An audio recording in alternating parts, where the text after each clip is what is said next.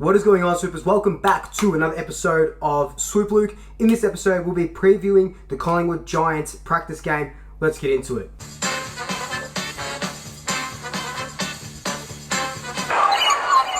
So, on Sunday at 12:30-ish, Collingwood and the Giants will be going head-to-head in the first official practice game that the AFL oversees. So, obviously, the Collingwood-Hawthorn game wasn't official because it went for 6 terms.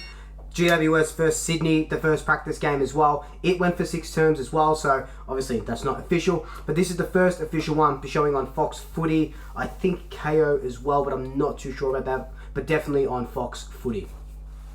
So what's there to preview about this game? Well, we won't be taking 46 men like we did last week against Hawthorn. Then I think we're taking about 24 to 26 players from what I've read.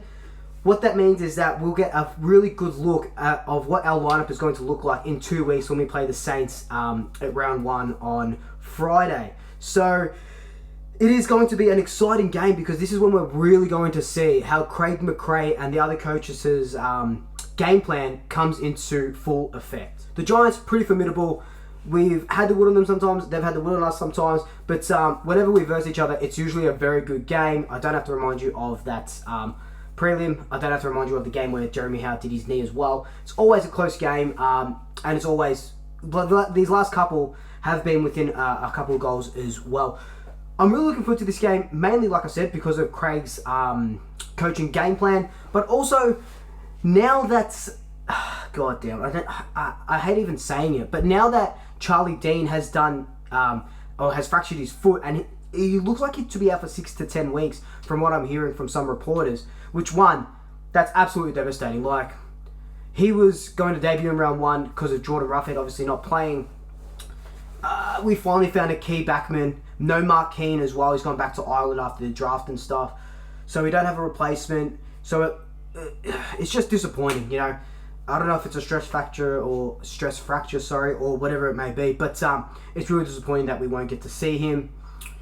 God, for like a couple of months, especially with Roughhead out. So it does look like we'll be tweaking our back line a bit. What does this mean? I don't think Nathan Kruger goes back, as a lot of people are suggesting.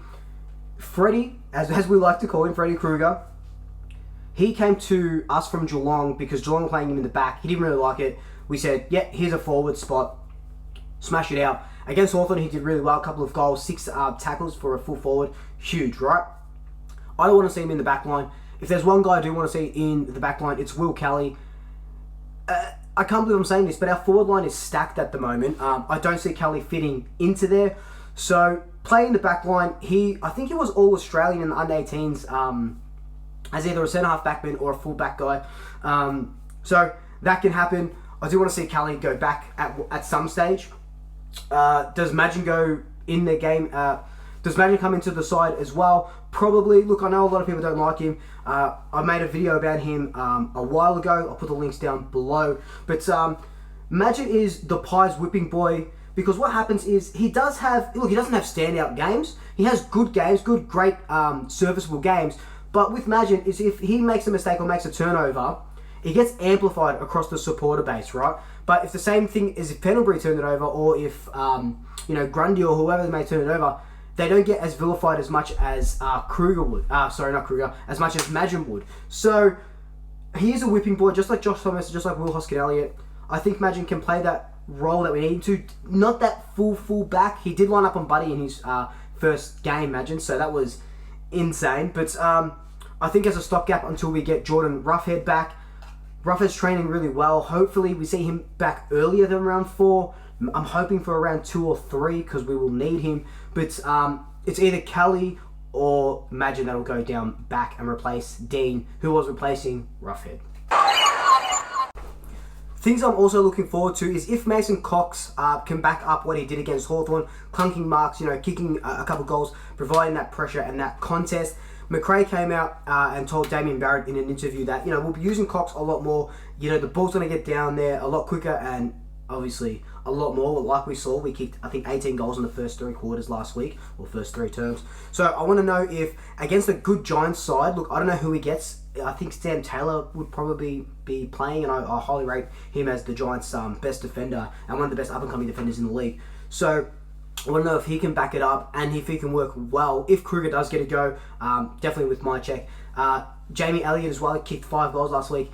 Is that the trajectory that he's going to be on? Obviously not 5 goals every single week, but is he going to kick a handful of goals and chip in? Is Cox going to bring it to the ground? So I just want to see how that forward dynamic plays out when it's against a side that is probably going to make finals again. They'll probably finish top 6, the GWS Giants.